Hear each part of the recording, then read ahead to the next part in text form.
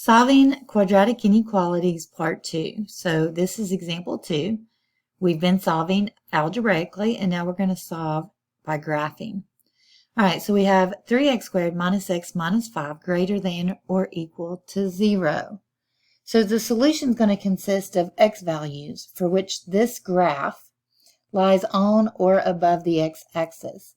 So what we need to do is let y equal 0 and then use the quadratic formula to solve this. This one, we're not going to be able to factor this one. So we're going to use the quadratic formula. So we're going to say let y equals 0. It's already greater than or equal to 0, but we're going to say let. Right now we're trying to find our critical values. And then a equals 3. B equals -1, C equals -5. All right, so using the quadratic formula, we're going to do negative b, so negative 1, plus or minus the square root of b squared minus 4 times a, that's a positive 3, times c over 2 times a. Then we just need to simplify. Negative 1 is a positive 1. We have negative 1 squared. So again, that is 1.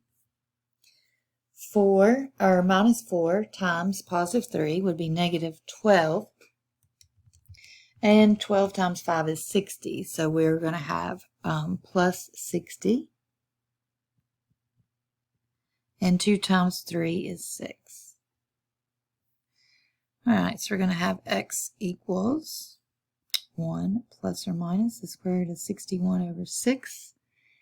And we can type this in our calculator and get our approximate x-intercepts. So pulling up our calculator again.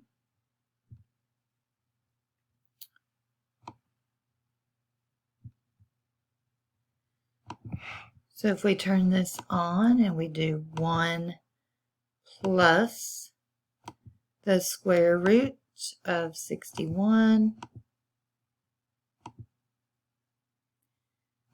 and then divide that by 6. If I'd have put this in parentheses, I could have done it all in one step. I didn't, so I did it in 2 steps. So that's going to be 1.47, so about 1.47. And we're going to do same thing again. We're going to do 1 minus the square root, because remember this plus minus means you've got a plus answer and a minus answer here. Let's see. Delete that, whatever I did there. Let's see. All right, so 1 minus the square root of 61. And again, I didn't put that in parentheses, so I'm going to hit enter and divide that by 6. So that's this right here. And I get negative 1.14, about negative 1.14.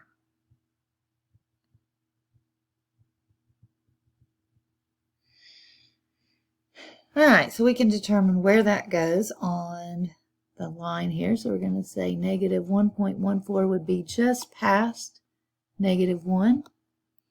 And then 1.47 is about 1.5 almost. Because this is greater than or equal to 0, that's going to be solid dots there. So those are closed circles. So just like before, this is your x-axis. We've got everything less than negative 1.14, everything in between negative 1.14 and 1.47, and everything above 1.47. So to determine where the solution is, you would just have to pick points in each of those 3 regions and figure out where that goes. So see if we can do that, not take too long. So we got 3 times. Our first one is 1.47, so let's choose a number greater than that. which would be 2. So if I choose a number greater than 1.47, I'm choosing this region here first, because this is 1, this is 2, 3. So again, I kind of started on the opposite side this time, but it doesn't matter which section I test first. Minus 2, and then minus 5. And that's 5. So is 5 greater than or equal to 0? It is. So that shows that this is part of my solution. All right, then I can plug in 0 quickly. This becomes 0 minus 5. So is negative 5 greater than or equal to 0? It is not. So this part is not part of the solution. So I'm guessing this part will be, but we need to check it. So let's use negative 2. So 3 times negative 2 squared minus negative, let's see, put this in parentheses, negative 2. And then minus 5. And 9. 9 is greater than or equal to 0, so that means this is part of the solution as well.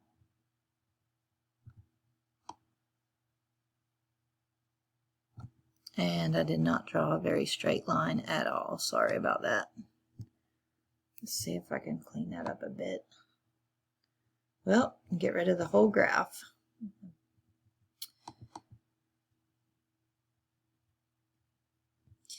All right, that's a little bit better.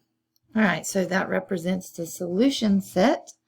So we can see that it's going to be all x less than or equal to, all x less than or equal to negative 1.14, or all x greater than or equal to 1.47.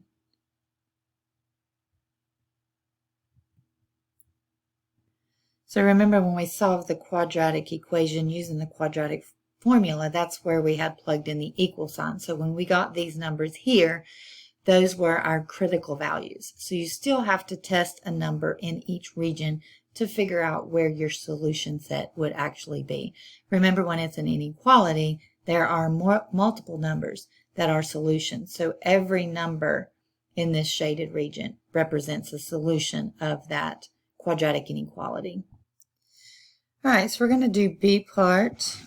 B part's going to be pretty much the same. So we're going to say 2x squared plus 3x minus 4 equals 0. So we're changing it to an equation temporarily.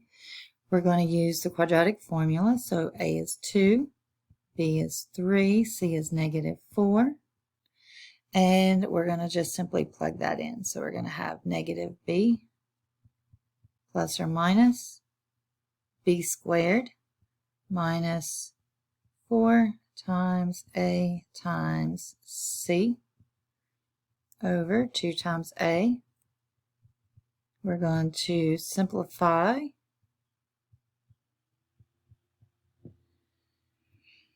All right, so I'm going to have square root of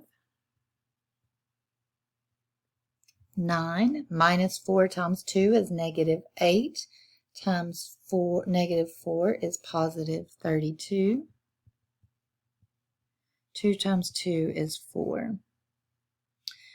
All right, so we're going to have x equals negative 3 plus or minus the square root of 41 over 4. So we're going to get our approximate values here. Let's see what we get. So we're going to have negative 3 plus the square root of 41. Again, I didn't put it in parentheses, so I'm going to hit enter and then divide by my 4 here. Don't forget to divide by 4. But if I don't put it in parentheses, it may not do order of operations. So I'm doing this just to make sure I get the right answer. So it's going to be about 0.85 for one answer. All right, this time I'm going to put it in parentheses. So let's do -3, and I want to do minus the square root of 41. Bring this outside parentheses. I'm going to close my parentheses here to show that this is all in the numerator of my fraction. And then I'm going to divide by 4, and it should work if I have that in parentheses. So I'm going to have -2.35.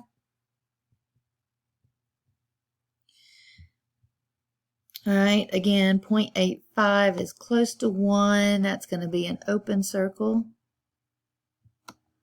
And then -2.35, 1, 2, -2.35, somewhere in here. Again, an open circle.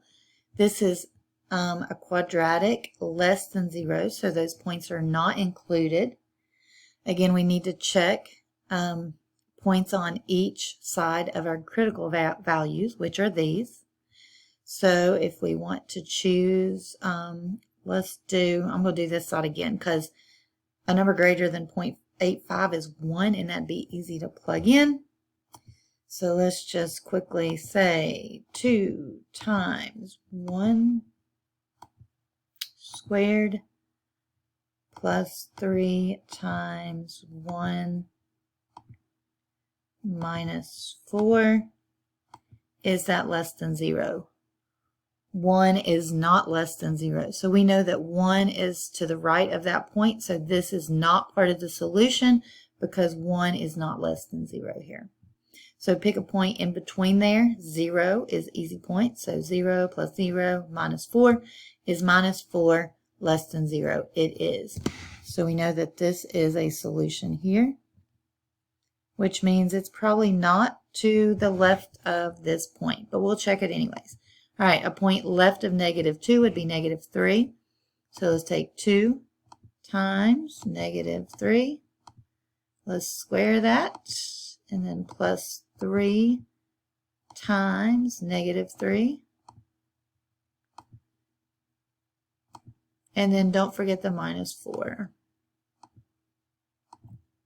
And that's 5. Is 5 less than 0? It is not. So this is not part of the solution set. So the solution is going to be in between our two critical values. So we can represent that as an inequality. Put the smaller number, the lesser number on the left. -2.35 is less than x, and x is less than 0.85. So that represents the same thing as the graph does. That's just algebraically. And I know that is a sad representation of a set symbol. There, it's a little bit better. All right. And that's all for example 2.